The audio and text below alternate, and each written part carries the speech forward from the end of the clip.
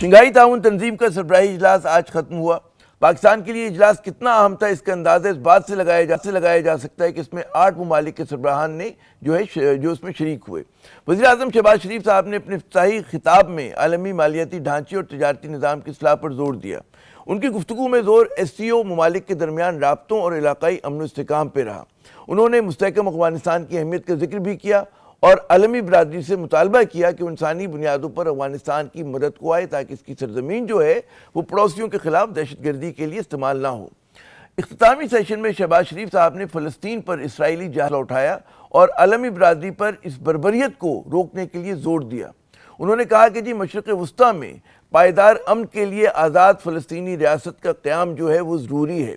مشترکہ اعلامیے میں SCO ممالک نے ایک دنیا ایک خاندان اور ایک مستقبل کے استعارے کو استعمال کرتے ہوئے غیر امتیازی اور شفاف تجارتی نظام کے قیام کی ضرورت پر زور دیا۔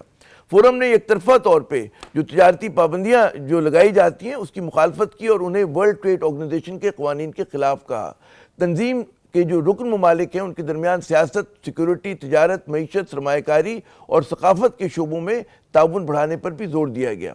جس نے UN جنرل اسمبلی کی جو کہتے ہیں نا امن، ہم آہنگی اور ترقی سے متعلق قرارداد ہے اس کی حمایت کی۔ اعلامیے کے اہم ترین نکات میں پاکستان، کرغزستان، بیلاروس، قزاقستان، روس اور ازبکستان نے چین کے جو بیلٹ اینڈ روڈ منصوبہ ہے اس کی حمایت کی۔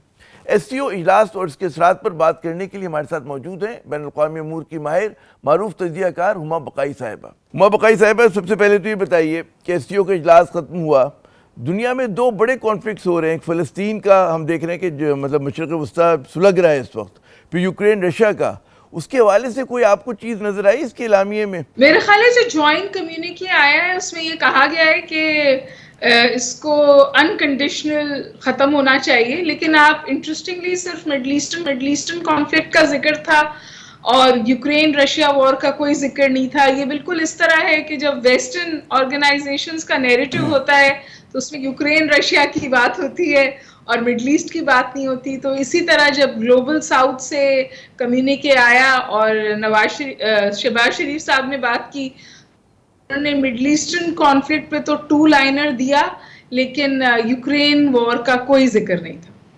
اچھا، اس کا کیا یہ کہ جو آپ نے گلوبل ساؤتھ کی بات کی ہے، بہت سارے لوگ اس کو پٹ کرتے ہیں کہ جیسے کہ نیٹو کا الائنس ہے، ظاہر ہے کہ کوئی فوجی الائنس نہیں اور ابھی تو نیٹو کے مقابلے میں گھٹنیوں چل رہا ہے، کیا موازنہ اس کا صحیح بنتا بھی کہ پاکستانی بہت سارے تجزیہ کار مجھے لگتا ہے کہ بہت زیادہ اس پہ زور صرف کرتے ہیں کہ کوئی بہت بڑی SCO جو ہے اس کے مد مقابل آ رہا ہے، حالانکہ غالباً یہ اس کا مقصد بھی نہیں ہے۔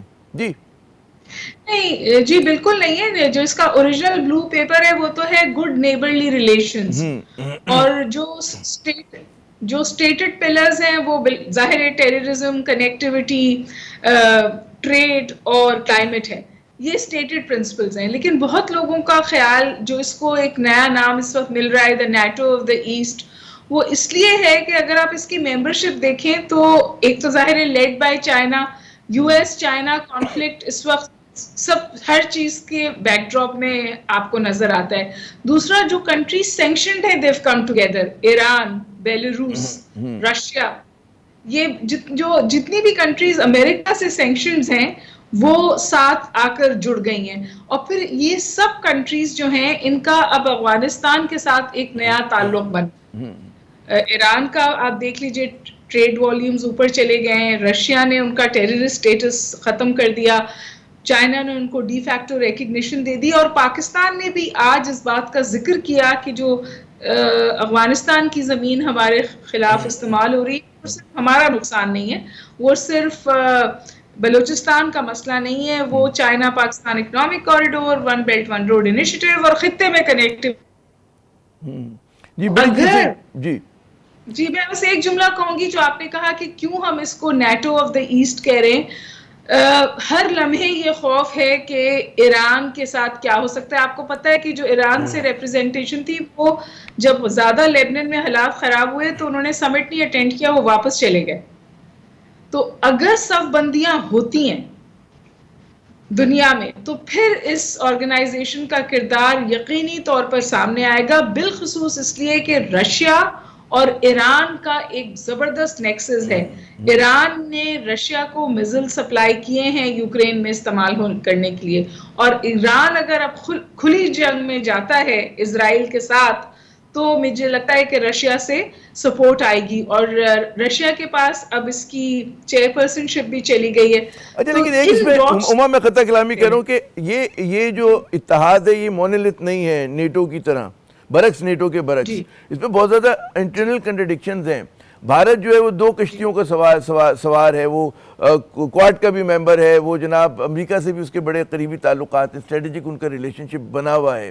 اسی طرح پاکستان جو ہے وہ پاکستان مغرب سے بھی اچھے تعلقات کا خواہاں ہے, ہماری پالیسی اسٹیٹڈ ہے, اور ظاہر ہے کہ ہم کسی ایک کیمپ کی پولیٹکس نہیں کرنا چاہ رہے. تو یہ, اور پھر چائنا بھی جو ہے وہ کہتے ہیں اسٹریٹجک ریسٹرین کی بات کرتا ہے.